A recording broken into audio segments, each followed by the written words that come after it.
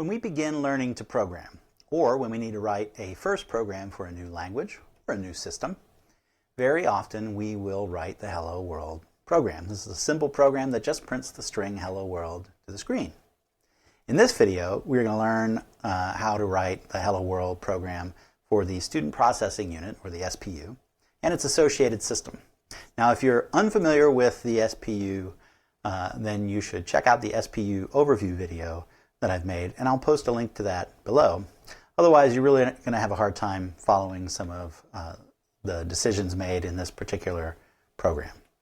Another thing we're going to learn is how the SPU assembler establishes things like comments, constants, variables, strings, that kind of thing. So let's get started with it. I've pre-written a Hello World assembly program here, so you don't have to watch me make the decisions on the fly. That'll speed things up. But I really just want to focus on the main decisions that I've made and some of the syntactical elements of this program so that we're ready to move on to bigger and better programs and to learning the flow control in the SPU assembler. So the first thing we want to know is how to do line comments. Every assembler has line comments. Some have block comments. SPU assembler does not.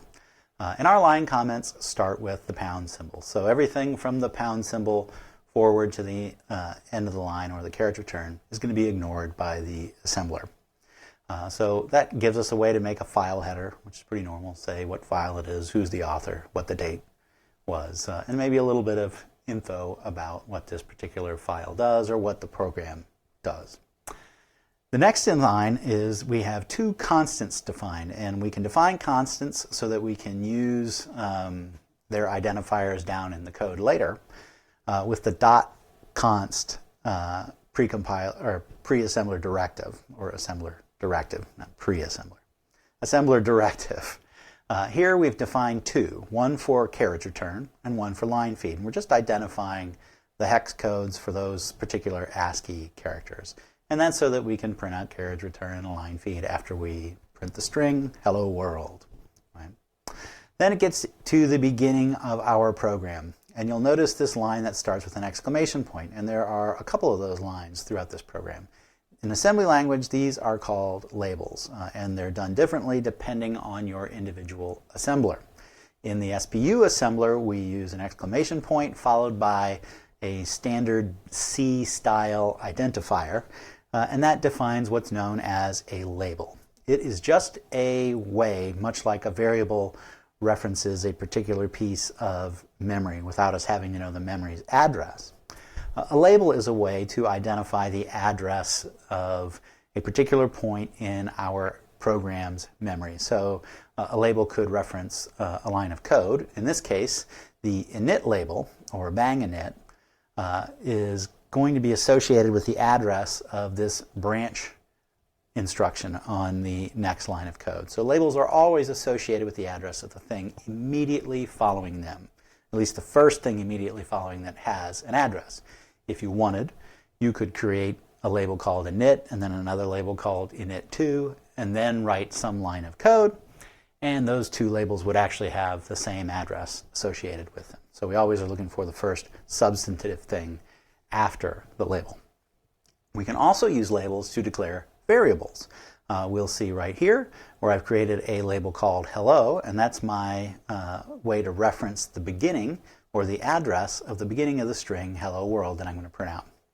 Now, to represent strings in the SPU assembler, we just put our strings inside of a pair of double quotes. At the particular moment, this works a lot like you would expect from languages like C, so if you needed to have double quotes inside, you could use a backslash followed by a double quote if you needed to. There are not traditional formatters, though, so certain backslash characters aren't supported, particularly things like backslash n, backslash f, so carriage returns, line feeds, these kind of things, because they are different from end system to end system in their interpretation. And so what we require is that we put those in literally, which is why we've defined the constants above. Now, unlike C or other languages you may be used to, The quoted strings in SPU assembler are not null terminated. It's just a way to represent a series of bytes that are ASCII characters. Right? So we need to null terminate this string ourselves, but it's not because we have a fancy standard library function to call that prints strings for us. It's just so that we have some kind of symbolic information, the null character, to allow us to determine while looping through character after character printing it, allow us to know when to stop. And so we have to insert a null character ourselves so that we know when that time comes. So effectively, the variable hello is now a pointer to the beginning of a stream of ASCII characters that say hello world exclamation point, immediately followed by a character term, immediately followed by a line feed, and then the null character so we know when the string is over. Now I'm going to go back just a bit here so we can see why I have this weird branch statement as the very first line of code. You would assume that when we write a program, the first thing we're going to do is something useful. In this case, I'm branching to another location in the code, a label called main, which shows up over here. Right? And functionally, it just follows the declaration of the hello string. The reason for this is because there are 4 instructions for the SPU, if you will call, the load and store instructions and the load P and the store P instructions that allow us to use effectively either pointers to reference memory or immediate addresses to reference memory. And the instructions that use immediate addresses are faster and easier to use because we don't have to fill in some reference register with additional instructions before we call the appropriate instruction that can use the reference register. So when we do that, if you go back to the SPU overview video or read the SPU overview document, you'll see that the instructions that just allow us to load or store from immediate addresses can only use 8-bit addresses. So our variables have to exist in some low memory addresses. So to force this, rather than find out later, I've written so much code that the variables I hope to use that were maybe stored after my program's code, I don't want them to end up in high memory accidentally. I'm effectively forcing them to be in low memory by making them right at the beginning of the program. So they just exist inside the memory space of my code. But I need to not run hello world, the string, as if it were code. So I must insert a line of code at the beginning that skips past all my built-in variables, my low memory variables, to some other label, and I'm just calling it main because we're used to programs that start at main, and then we can run from there. All right, so in the main, we start doing useful things. The first thing we do is we take the address of the hello string and we put that into the A register in front of the accumulator. Then we copy that register, copy the contents of A, which is that address to the hello string, into the address register. Now, there is no mechanism in SPU assembly for me to directly put the value of a label into any other register other than A. I have to use the set A instruction to do this. And that's the only reason why you see this as a sequence of 2 instructions. So put the address into A, then copy from A into the address register. Now we're ready to use instructions like load P or store P if we had to. Okay, and then I start a loop. This is going to be the loop that prints out the characters of the string. Right now, the address register points to the first character, the capital H, in the hello world string. Then what I do is I call the 0th system function. And that's one, if you'll recall, the 0 looks like a capital O for output. This outputs a character to the terminal. But the character itself is not in the AR register. It uses, or it expects, that the AR register contains a reference to the character to print. So this instruction is going to have the operating environment follow the pointer in AR to some character, which will currently be the H in hello world, and then it'll print it to the terminal and come back here. So then we'll increment A. Now we want to increment AR, the pointer in our string, so that we can go to the next letter. but we can't increment AR directly. Note that I'm not copying the value from AR back into register A to increment it, and that's because at the very beginning of my program, I've already set register A to contain the address of the string. So I really have two copies of the pointer into the string right now, one in A and one in AR. So I can increment A, and then as soon as that is done, I'll have the new address for the next character in C, which is the register that comes out of the ALU. So I take the value from C, register copy it back into A, and then sort of repeat what I did up here.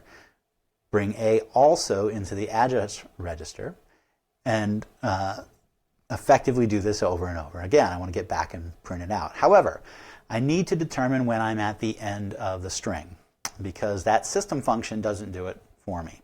So what I'm going to have to do here is once I have that pointer in the AR register, I can use the load P method or load P instruction, which uses the AR register as a pointer to acquire what is pointed to by that address. So I get that into register C.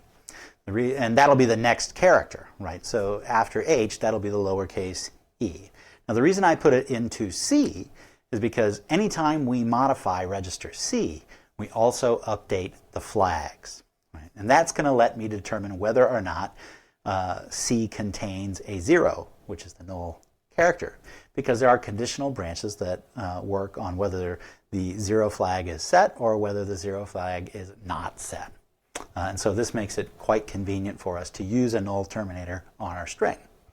So I grab that character from memory into register C and then check to see whether or not the 0 flag has become set. Now remember, the 0 flag will be set if the new value in C is the bit pattern for 0, which is all zeros. That's the null character. If it is not 0, then I am going to branch back up to do and continue looping, which will start immediately by printing out that E in Hello World. Incrementing to the next character in the string, checking to see whether or not it's the null character, and then if it's not, looping again to print it out and continue. So when this is finally done, I will have printed out Hello World, exclamation point, a carriage return, a line feed, then I'll have loaded another character, the next character in the string, and that will be this null character here. When that happens, I'm going to get the 0 flag set, and my branch on the not 0 condition will fail, which means instead of jumping up here to the do label, I'm just going to fall through. There's nothing that explicitly says go to do end, but this label gives me a way to visually see that this is the end of that loop. I'm going to fall through to the next line of code. Now, the next line of code after the branch not 0 is actually this unconditional branch to the label infinity. Here I've declared that label infinity, and that label has the same address as the beginning of this line of code that branches to the label infinity. So effectively what we're doing is we're getting to a point in memory called infinity. It runs the instruction there, which branches to the point in memory called infinity. So it goes to the same line of code, to the same line of code, to the same line of code. Because this is effectively like an embedded system, the SPU. We don't have this concept of a total operating system that we're going to just return from our program and stop its execution and then some other stuff runs. We're in complete control of the CPU, and it's got to do something. I definitely don't want it to just start going through more and more addresses of memory until it finally loops back around and restarts the program. So we have to manage what it does. And so you'll see this a lot in SPU assembly programs where the last thing that happens is just an infinite loop. And that's it. That's the basics of Hello World in assembly language for the SPU. In a future video, I'll walk you through all the major control flow techniques that we can do, like if statements and looping and functions and such.